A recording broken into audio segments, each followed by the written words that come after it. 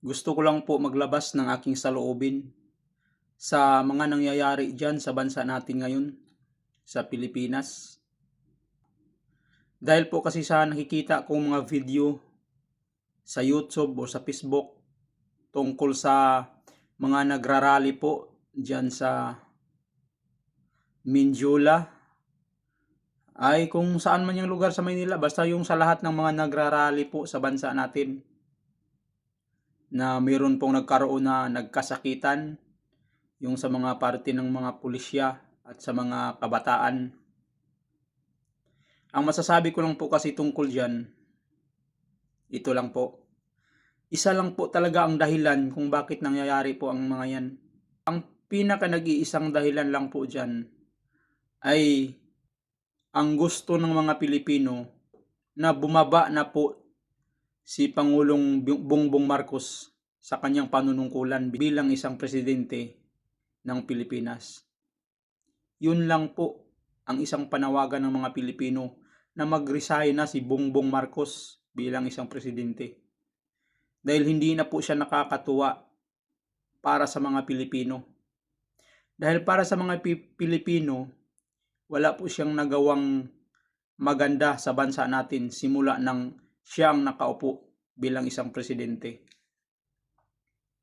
Tapos na ang panawagan ng mga Pilipino na mag-resign si Martin Romualdez. Nag-resign na, pero nagpapatuloy pa rin sila sa pagrarally dyan sa EDSA dahil mayroon pang isang hindi bumaba.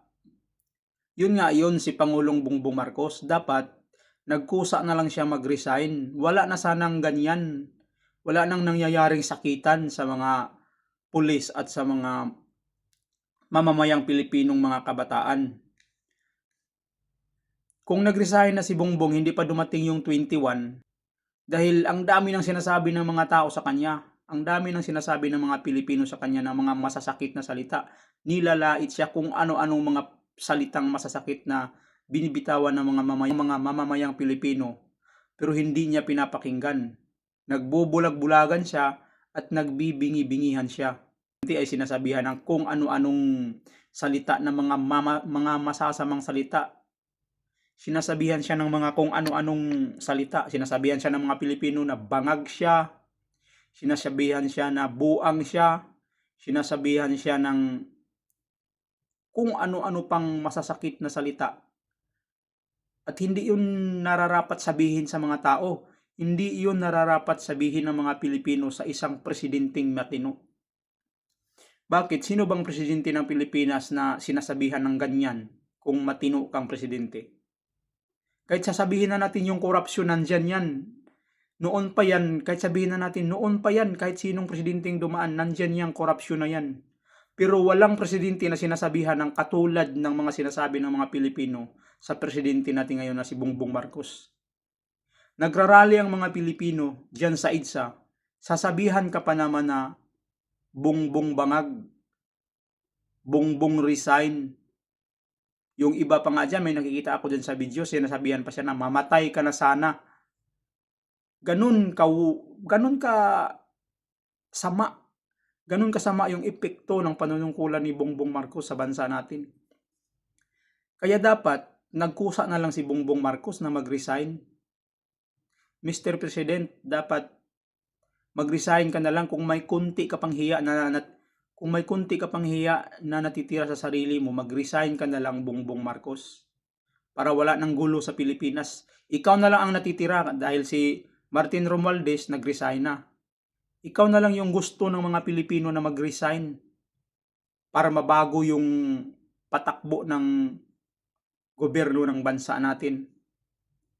Dahil sa yung panunungkulan kasi, dyan kasi nangyayari ang pinakamalaking korupsyon at nahayag yun sa buong Pilipinas. At nahayag yun sa buong mundo dahil ang daming napapanood na yung mga video sa YouTube. Buong mundo nakakalat yan, buong mundo, Facebook o YouTube. Na ganun ang nangyayari sa Pilipinas ngayon dahil sa korap na gobyerno. At hindi mo naman pwedeng sabihin mo na hindi mo alam ang nangyayaring korupsyon, hindi mo alam kung bakit nagkaganon. Kasi sa interview mo, pag nagsasalita ka, pinupost sa social media or sa anong tawag diyan, basta lumalabas sa YouTube na napapanood ng mga Pilipino, ang sinasabi mo, "Hindi mo alam, hindi ko alam 'yun, bakit gano'n?"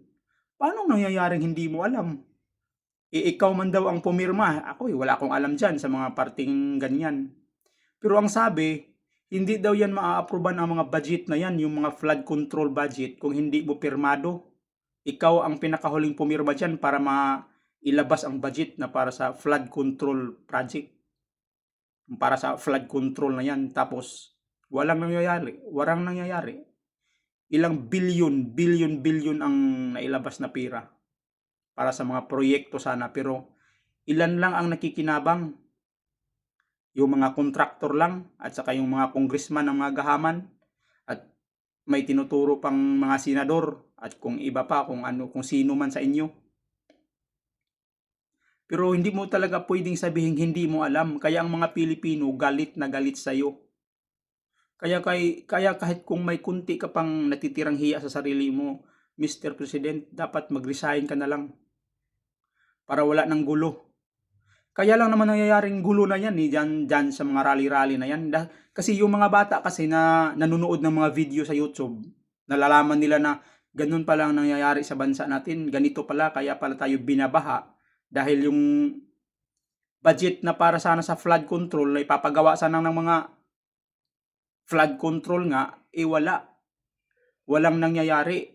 Napupunta lang sa bulsa ng iilang mga politiko o iilang mga kontraktor.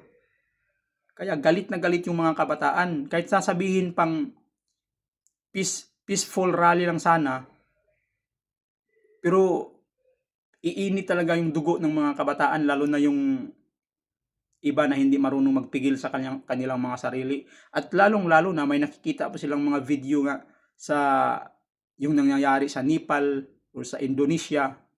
Kaya nagkakaroon ng ideya din yung mga Pilipinong mga kabataan na ganun din ang gawin nila. Pero hindi naman talaga yon aabot sa ganun. Kung hindi pa lang umabot yung 21 sana, September 21, nag-resign ka na.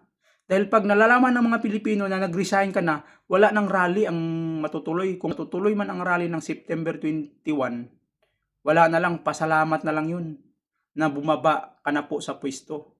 Bumaba na ang presidente nagpapahirap sa Pilipinas. Yun lang po sana. Hindi na aabot sana sa sakitan. Wala nang nasasaktan ng mga pulis, wala nang nasasaktan ng mga civilian na mga kabataan. Kung wala pa lang September 21, nag-resign ka na sana. Dahil hindi na masaya ang mga Pilipino, sa totoo lang. Kahit sa ibang bansa, inilabas ko lang din yung saloobin ko sa nangyayari sa bansa natin ngayon. Dahil kahit para sa akin, parang masakit din sa akin na napapanood ko yung mga kababayan kong mga Pilipino, yung mga mahihirap na nakipaglaban sila kontra korupsyon. Naghirap sila doon sa EDSA na walang tulog. Yung iba siguro walang tamang pagkain o wala ngang tamang pahinga para lang ipaglaban yung saloobin nila. Dahil nga sa sobra-sobra ng pangungurakot sa mga nasa pwesto diyan sa bansa natin. Napakayaman pala talaga ng Pilipinas kung hindi lang korap yung mga nanunungkulan sa bansa natin. Dahil sa buhis pa lang ng Pilipinas, sa taon-taon, magkano ang buhis na malilikom bawat taon? Bilyon o trilyon, di ako sigurado. Bilyon ang buhis ng taong bayan, taon-taon sa bansa natin. Pero saan napunta? Diyan lang sa mga gahaman ng mga politiko. Dahil yung mga kontraktor na yan, hindi naman mapupunta yung mga budget na yan dyan sa kontraktor kung hindi dahil sa mga korap na politiko. Dahil sila nga daw yung nagbibigay ng mga project dyan. Bago makuha ng kontraktor, dumaan muna yan sa mga congressman, anong tawag dyan, mga putang ina niyan. Basta, tama na. Tama na yung sobrang korupsyon sa bansa natin.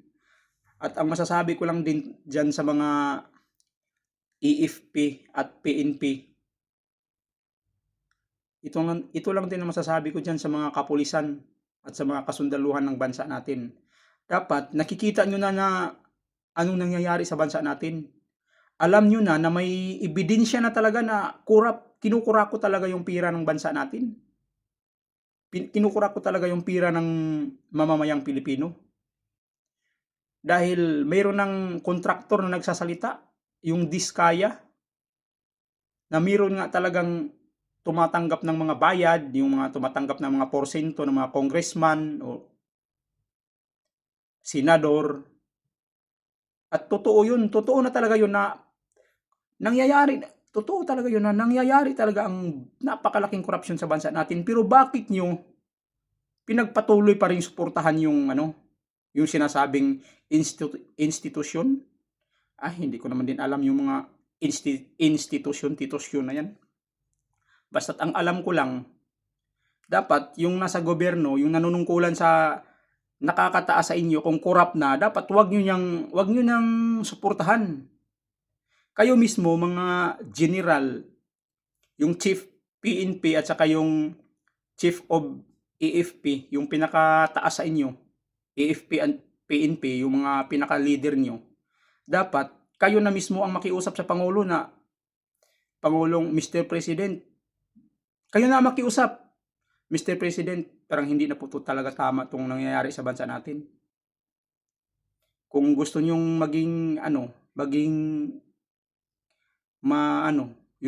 kung gusto nyong hindi maging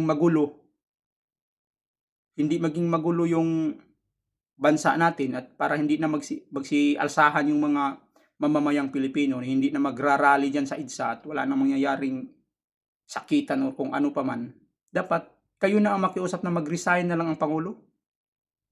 Yung President natin, kayo na ang makiusap na mag-resign ka na lang, Mr. President, para sa ng bansa natin, yung peace of mind ng mga mamamayang Pilipino. Para wala na ring mga sakitan na mangyayari. Dahil alam nyo naman imposible hindi nyo alam na yung nangyayaring korupsyon sa bansa natin hindi alam ng presidente. At naniniwala naman kayo doon.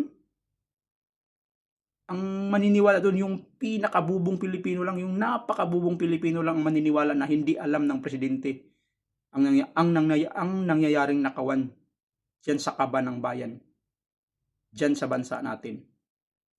Kayo na lang sana ang makiusap. Huwag nyo nang antayin na yung mga taong bayan na mag-aalsa na nung magrarally na naman ulit at gagawa na sila ng dahas, yung gagawa na maging violente na ang mga Pilipino dahil nga hindi pinapakinggan yung daing nila na mag-resign na ang presidente natin. Kung ayaw talaga mag-resign ng presidente natin sa mga rally, sa mga panawagan ng mga mamamayang Pilipino, sa mga ordinaryong Pilipino na nananawagan na mag-resign na ang presidente natin, kung hindi talaga siya mag-resign, kayo na lang ang makiusap. Yung pinaka-leader ng PNP at saka pinaka-leader ng AFP, kayo na ang makiusap na mag-resign ang Pangulo para wala nang problema. Ganun na lang sana. Dahil totoo naman na wala naman talagang nagawang maganda ang administrasyon na to. Yung panunungkulan ni President Bongbong Marcos, wala talagang magandang nagawa sa Pilipinas, sa totoo lang. Yun ang nakikita ng karamihan sa mga Pilipino. Dahil simula nung umupo siya, bumalik yung napakaraming krimen sa bansa natin. Bumalik yung mga drugs, napakaraming drugs, at kung ano-ano pang mga karumal-dumal na mga nangyayari sa bansa natin simula nung umupo siya. Tapos yung mga pangako niya na inaasahan ng mga tao na ibaba ang presyo ng bigas na gawing 20 ang kilo, hindi nangyayari yun. Kahit bumaba man lang ng konti, kahit 30 man lang o 40 man lang sana, 40 man lang sana ang kilo ng bigas. Pero wala, mas lalo pang tumaas nang umupo siya. Umabot pa ng 60 plus pa. Paano matutuwa ang mga Pilipino? Kaya kung saan man umabot ang video na to, sana i-share nyo para mapanood din ng iba. Yun lang yung pakiusap ko. Patuloy lang tayong mga Pilipino. Lalaban pa rin tayo para sa bansa natin. Thank you.